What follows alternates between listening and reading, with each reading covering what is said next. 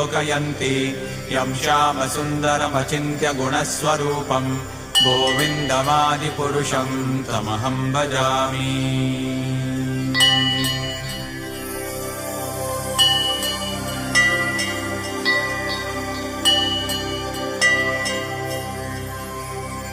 रामादिमूर्तिषु कलानियमेन तिष्ठन् नानावतारमकरोत् भुवनेषु किन्तु कृष्णः स्वयं समभवत्परमः पुमान्यो गोविन्दमादिपुरुषं तमहं भजामि।